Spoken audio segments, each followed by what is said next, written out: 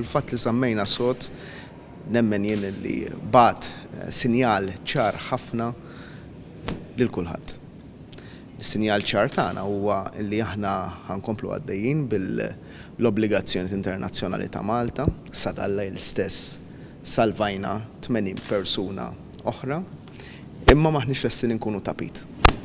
L-obbligazzjonijiet internazzjonali qegħdin jittieħdu bis-serjetà u b'impens sħiħ, madankollu f'każijiet bħal dak ta' MT Salamis, il-Gvern Malti aġixxa b'mod legali u skont il-liġi internazzjonali.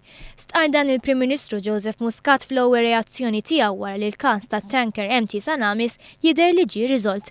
Muscat sostna li għalkemm it-tanker ma tħallix jidħol fl-ibħra Maltin, ingħatat kull għajnuna medika li kien hemm bżonn abbord flimkien mal-ammont ta' ikel u ilma neċessarju għalhekk kull ma seta' jsir mill-att uman sar. Konna lesti illi naraw każijiet ta' emerġenza medika, fil-fatt it-tabib tal-Forzi Armati mar darbtejn, mill-inqas darbtejn biex jara s-sitwazzjoni. Li kieku l-Gvern Malti ħalla t-tanker jidħol fl-ibħra territorjali Maltin, is-sistema kollha ta' search and rescue kienet tiġi minata u bekk kienu jinfetħu l-bibin beraħ għal abużi kbar tas-sistema. Muscat sostna li l-appell li għamlet Cecilia Malmstrom li Malta ddaħħal l-immigranti u wara jsiru diskussjonijiet ma kienitx konsolazzjoni għaliex din ma kienitx kwistjoni ta' ammont ta' immigranti irregolari iżda kwistjoni ta' prinċipju. Malta ma tistax jiġi mistennija illi terfa' dak li hu ta' ħadd ieħor. Il-Kummissjoni fil-waqt li nirrispetta l-pożizzjoni kemm tal-Kummissarju personalment kif ukoll tal-Kummissjoni Ewropea, l-Kummissjoni qalulna aċċettawhom u mbagħad naraw f'Settembru. Għalina dik mhix l-ebda tip ta' biex ngħidu hekk konsolazzjoni.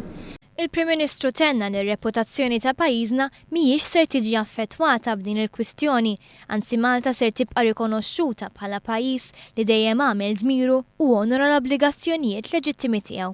Joseph Muscat sostna li f'każ ta' ħajja u mewt Malta dejjem aċċettat l-immigranti irregolari, iżda dan kien każ differenti għaliex ir-raġuni li tal-kaptan tat-tanker sabiex jidħol Malta kienet waħda purament ekonomika. Il-punt li urtana bħala gvern kien li għandna dokumentazzjoni bil-miktub fejn il-master tat-tanker qed jgħid isma' iddeċidejna li nibqgħu sejrin Malta biex ma nitilfux ħin u flus. Okay? Di mhix kwestjoni ta' ħin u flus, hija kwestjoni ta' regoli internazzjonali.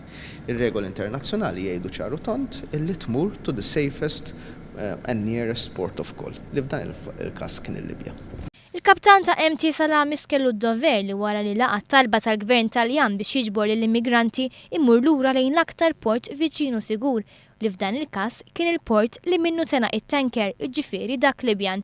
Min-naħa tagħhom numru ta' NGOs li jaħdmu fil-qasam tad drittijiet tal-bniedem sostnew li l-ftehim bejn il-Gvern Malti u dak Taljan mhux biss kien wieħed raġonevoli iżda kien wieħed li jevita kriżi umanitarja.